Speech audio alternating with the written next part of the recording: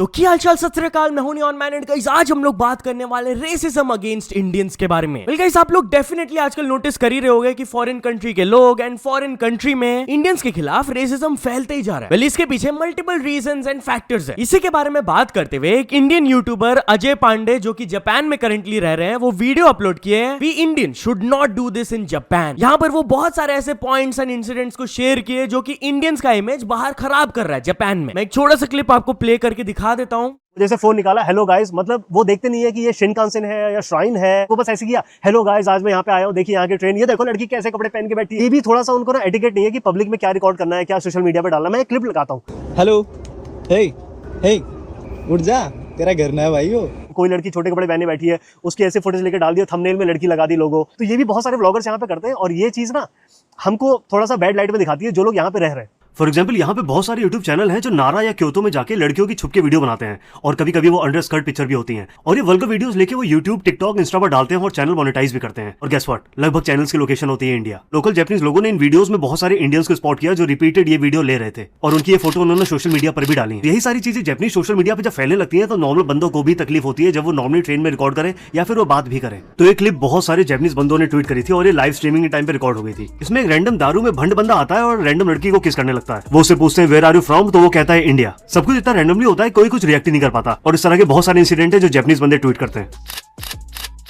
ऐसा नहीं है ये एक अकेली क्लिप है, मैंने बहुत सारे ऐसे इंसिडेंट जापान में देखे हुए हैं। हमारी इमेज अभी इतनी खराब नहीं है कि कोरिया की तरह क्लब में एंट्री ना मिले, लेकिन हाँ इमेज क्लब के अंदर जाके थोड़ी सी हमारी खराब है। अब ये तो था बात जापान का, बट कल से यूएसए से एक इंसिडेंट वायरल जा रहा है जहां पर एक इंडियन वुमेन को अरेस्ट किया गया था फॉर शॉप लिफ्टिंग। अपेरेंटली वो 1.1 लाख रुपीस का आइटम स्टोर से बाहर लेकर जाने की कोशिश कर रही थी, जिसके बाद ऑफ कोर्स स्टोर मैनेजर उनको पकड़े एंड पुलिस को बुला लिए। फिर उनका पुलिस के साथ जो इंटरेक्शन हुआ, पूरा फुटेज अभी सरफेस कर रहा है जहां पर शी रिवील्ड कि वो इंडिया से है एंड काइंड ऑफ वो पुलिस से नेगोशिएट कर रही थी कि अब मैं पैसा देने के लिए तैयार हूं, प्लीज मुझे छोड़ दो, please don't embarrass me. And police वाले उनको समझा रहे थे आपने खुद को एम्बैरेस किया है, आप अगर ये शॉप लिफ्टिंग वाला हरकत नहीं करते तो आपके साथ ये नहीं होता। तो वो बोलती है अब मैं पे करने के लिए तैयार हूं, सो व्हाट्स द हार्म। तो पुलिस ऑफिसर समझाए जब टाइम था तब तो आपने पे नहीं किया, जब पकड़ाए तब आप बोल रहे हो। बहुत बार ये इंडियन वुमेन सॉरी भी बोली, but of course she got arrested and charged with a criminal offence. इसके बाद यूएस एम्बेसी इंडिया की तरफ से एक ट्वीट भी आया जहां पर वो बताया कि अगर आप असॉल्ट, थेफ्ट, बर्गलरी करते हो यूएस में आकर तो खाली लीगल इश्यूज नहीं होंगे, आपको आपका वीजा भी रिवोक कर लिया जाएगा एंड आप फिर फ्यूचर में यूएस नहीं आ पाओगे। तो ये इंसिडेंट भी अभी वायरल जा रहा है एंड इंडियंस का इमेज खराब हुआ। चलो जापान एंड यूएसए का बात हो गया, अब आ जाते हैं कनाडा पे। एक इंडियन यूट्यूबर जो कि करंटली कनाडा में रह रहे हैं, वो भी अपना बैड एक्सपीरियंस शेयर किए। क्या क्या होता है उनके साथ, आप खुद उनका ये वाला रील देख लो। I've been living here for past 3 years. Well, racism against Indians in Canada is so normalized. मतलब ये इतना नॉर्मल हो चुका है जैसे एक दूसरे को हाय हेलो बोलना हो, चाहे वो हमारे एक्सेंट का मजाक उड़ाना हो या फिर हमारे खाने का। दूसरे नेशनैलिटी के लोग चाहे तोतले होकर भी बोले तब भी इनको बहुत क्यूट लगता है, लेकिन अगर हम वो चीज बोल दे तो इनमें आग लग जाती है। और अभी रिसेंटली कुछ वीडियोस देखने के बाद तो लिटरली मेरा दिल ही टूट गया। अभी 2-3 दिन पहले इस्कॉन रथ यात्रा हुई थी टोरंटो में, जिसमें लिटरली लोग बिल्डिंग से निकल के अंडे फेंक रहे थे सिर्फ इस नाम पे कि इंडियंस का कोई फेस्टिवल हो रहा है। और यहाँ पे देखो, यहाँ तो मेट्रो स्टेशन पे ही लिख डाला है कि भाई तुम निकल जाओ सब यहाँ से। बट मुझे सिर्फ एक बात नहीं समझ आती, हम यहाँ फ्री में थोड़ी रह रहे हैं भाई। हर इंसान लाखों डॉलर खर्च करके आया हुआ है यहाँ पे। मानता हूँ बहुत सारे इंडियंस गलत होंगे, बहुत सारे लोगों ने बहुत गलत काम किए होंगे, बट उसके चलते हुए पूरी की पूरी कंट्री के अगेंस्ट रेसिज्म नॉर्मलाइज कर देना, ये कैसे ठीक हो सकता है?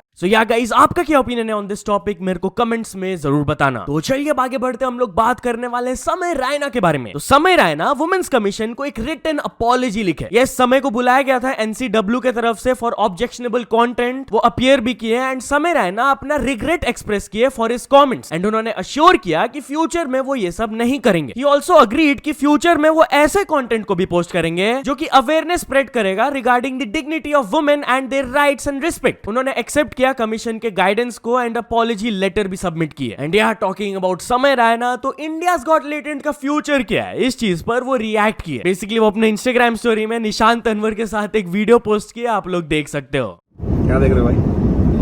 कुछ है नहीं वहां सर पे बुलाने को? है ना, ये इतना सारा क्या देख कर रिलेटेड का फ्यूचर ब्लैक स्क्रीन है क्या?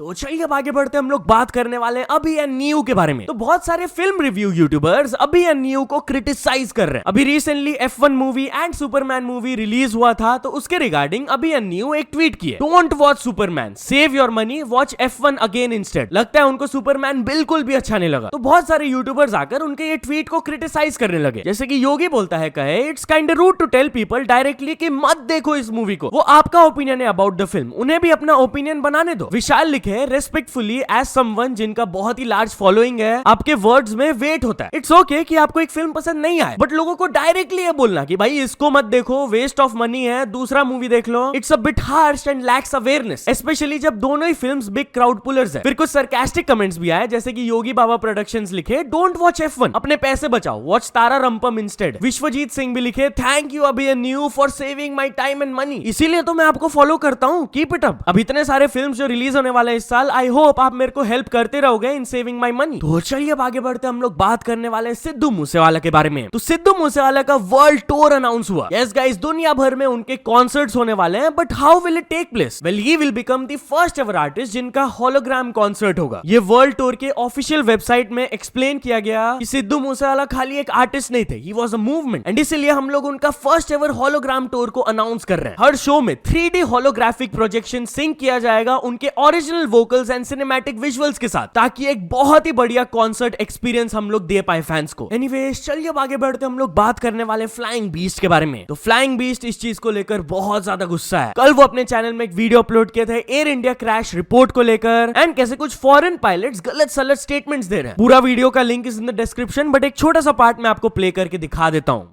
जब से एयर इंडिया का कांड हुआ है, foreign media and some foreign pilots they are directly targeting Indian pilots. से पहले न्यूज आई थी कि फ्लैप्स और लैंडिंग गियर ठीक से ऊपर नहीं किए गए, इसलिए क्रैश हुआ। ये मैंने इसको एक बहुत ही सभ्य तरीके से कवर करने की कोशिश की थी, लेकिन अगर कोई भी एक ढंग का पायलट होगा जिसके पास 5-6 साल का एक्सपीरियंस होगा, वो ये गारंटी के साथ कह सकता है कि कितने भी फ्लैप ऊपर ले लो या गियर डाउन नहीं लो, दोनों इंजन अगर काम कर रहे हैं तो एयरक्राफ्ट क्रैश नहीं होगा। अब जब दोबारा ये रिपोर्ट आई है, they have again started their propaganda कि एविएशन साइकोलॉजिस्ट को उसमें बीच में लाया जा रहा है। Somehow they will try to prove there was something wrong with one of the pilots and they will try to take the investigation in that direction. ये report से मैं बहुत ज्यादा नाराज हूँ, और ये रिपोर्ट इतनी ज्यादा कंफ्यूजन क्रिएट करती है। AIB has all the information but they choose to hide it. और जब आप इन्फॉर्मेशन हाइड क्यों करते हैं? When you're trying to save someone. तो चलिए अब आगे बढ़ते हम लोग बात करने वाले बाहुबली मूवी के बारे में। तो एक्टर राणा दग्गुबती बाहुबली रेफरेंस को लेकर एक सैवेज ट्वीट किए। बेसिकली बाहुबली ट्विटर हैंडल की तरफ से एक ट्वीट आया था, व्हाट इफ कटप्पा डिडंट किल बाहुबली। तो इस पर राणा दग्गुबती, जो कि भल्लाल देव बने थे इस मूवी में, वो रिप्लाई दिए, I would have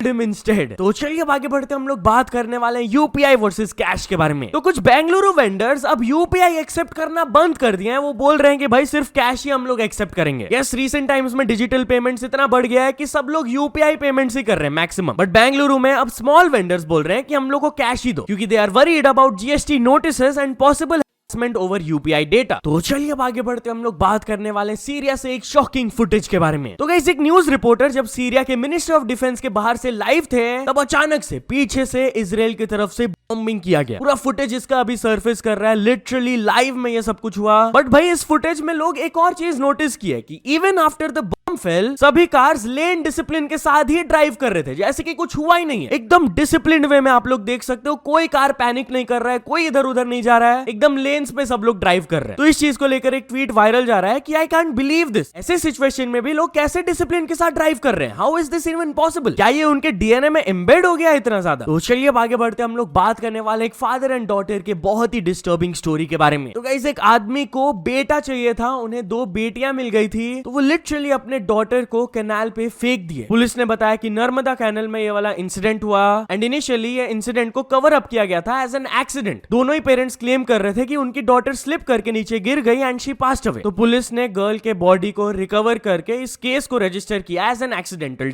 but few days later ये लड़की की माँ पुलिस को जाकर बताए कि हम लोग ने झूठ बोला था। उन्होंने एलेज किया कि मेरे हस्बैंड धमकी दे रहे थे कि मैं तुम्हें डिवोर्स दे दूंगा अगर तुम बताओगे जाके। तो एलिजेडली इनकी 2 बेटियां थी, एंड ये पर्सन बिल्कुल भी खुश नहीं थे कि उनको बेटा नहीं मिल रहा है। इसीलिए अभी पुलिस ने वो आदमी को अरेस्ट कर लिया and further investigation is under way. तो चलिए अब आगे बढ़ते हम लोग बात करने वाले एक वुमेन के casual case against her live in partner के बारे में। तो गाइस, दिल्ली हाई कोर्ट ने एक वुमेन को फाइन किया for casually filing a sexual harassment case against her live in partner. Partner जब वो इमोशनल एंड मेडिकल टर्मोइल से गुजर रही थी। Court took note of her claim कि भाई उन्होंने ये कंप्लेंट फाइल किया था ऑन बेसिस ऑफ मिसअंडरस्टैंडिंग, जबकि वो पिटिशनर के साथ वॉलंटरीली रिलेशनशिप में थी। तो कोर्ट ने कहा कि ऐसे एलिगेशंस एंड कंप्लेंट्स की वजह से अक्यूज्ड को बहुत ही नेगेटिव कॉन्सिक्वेंसेस फेस करना पड़ता है। एंड खाली उनका नुकसान नहीं है, हमारा जस्टिस एडमिनिस्ट्रेशन का भी नुकसान है, टाइम वेस्ट होता है। तो इसीलिए वुमेन को फाइन किया गया। एनीवेज चलिए अब फाइनल स्टोरी के बारे में बात करते हैं। हम लोग बात करने वाले चैट जीपीटी के बारे में। तो गाइस पुलिस चैट जीपीटी का हेल्प को लेकर एक केस को क्रैक किए। यस गाइस, थाईलैंड से वाला स्टोरी आ रहा है जहां पर एक हिट एंड रन केस हुआ था एंड पुलिस को वो लोकेशन से एक कार का पार्ट मिला था जिसको वो आइडेंटिफाई करने की कोशिश कर रहे थे। नाउ नॉर्मल प्रोसीजर में ऑटोमोटिव एक्सपर्ट या फिर एक फॉरेंसिक लैब के बंदे को बुलाना पड़ता है ताकि वो लोग एसेस कर पाए कि ये पार्ट किस कार का है। बट ये पुलिस वाले क्या किए कि इस कार पार्ट को चैट जीपीटी में अपलोड करके पूछ लिए कि आप थोड़ा सा हेल्प करो। And guess what, ChatGPT ने एग्जैक्ट बता दिया कि ये पार्ट इस कार मॉडल का है। इसके बाद जब पुलिस को एक बेसिक आइडिया मिल गया कि कौन से गाड़ी से ये निकला है, तो वो सिक्योरिटी फुटेज को एग्जामिन करना स्टार्ट कर दिया। एंड गेस व्हाट, उस लोकेशन में एक वैसा कार उनको दिख गया and within few days उस ड्राइवर को अरेस्ट कर लिया गया and he has been taken into custody. So या तो चलो दोस्तों, आज की वीडियो के लिए बस इतना ही। अगर आपको ये वीडियो थोड़ा सा भी पसंद आया हो तो लाइक कर देना, चैनल को भी तक सब्सक्राइब नहीं किए हो तो जल्दी से जल्दी सब्सक्राइब भी कर लेना। न्यूज सबमिशन का लिंक डिस्क्रिप्शन में, वहां से जाके आप कुछ न्यूज भेजोगे तो आपको क्रेडिट्स भी मिल सकता है मेरे डिस्क्रिप्शन में। सो ऐसे सपोर्ट करते रहना। मिलते हैं नेक्स्ट वीडियो में, टिल देन बाय बाय।